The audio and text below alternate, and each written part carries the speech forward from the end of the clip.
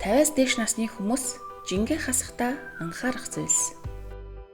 50-аас дээш насны жингээ хасах гэж байгаа хүмүүс хид хідэн бэрхшээлтэй тулгардаг. Учир нь хүн хөвгшрөх тусам булчингийн масс багасч бие махбод урд өмнөх шиг энерги шаардах болдог байна. Мөн эмэгтэйчүүдэд гормонтой холбоотой асуудлууд нас ахих тусам тохиолддог бөгөөд энэ нь жинд нөлөөлдөг ажээ. Цэвэршилтийн үед дааврын тэнцвэргүй байдал үүсэх бөгөөд үр дүнд нь өөхтөөс ихээр хуримтлагддаг байна. Хэрвээ та жингээ хасахаар төлөвлөж байгаа бол дараах зүйлсийг анхаараарай. 1-р хоолны дэглэм барих. Энэ нь энгийн зүйл мэт сонсогдож байгаа ч хоолны дэглэм барих гэсэн хүмүүсийн 97% нь бүтлгүйтдэг байна. Учир нь тэд бүгд илчилгээг хязгаарлах гэж хичээдэг. Хүмүүс хоолны дэглэмээ буруу барьснаасаа болоод булчингийн масаа алдаж, бодисын солилцооны төвшинг бууруулж, сэтгэлийн төвшөртэй болж, бие махбод, оюун санаандаа сайнаас илүү хор хөнөөл учруулдаг. Тиймээс зөв цагт бага хэмжээгээр идэх нь чухал юм. 2-р илүү их хөдлөх. Энэ нь ойлгомжтой сонсогдож магадгүй.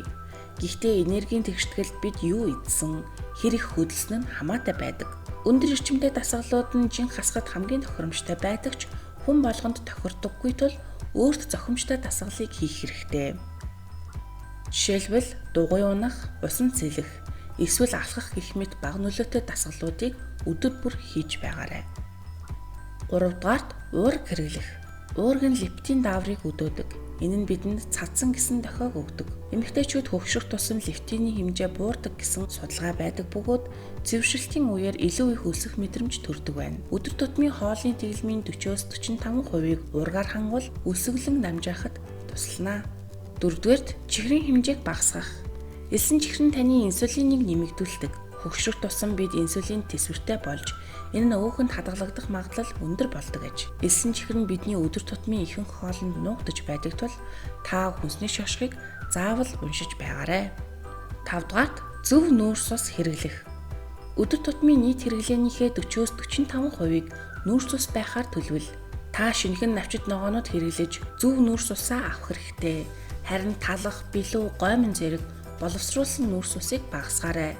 Өдрийн эхний хагаст нүүрс ус төрөгчийг хэрэглэж оройн зогсоох хэрэгтэй. 6-р согтууруулах ундааг багасгах.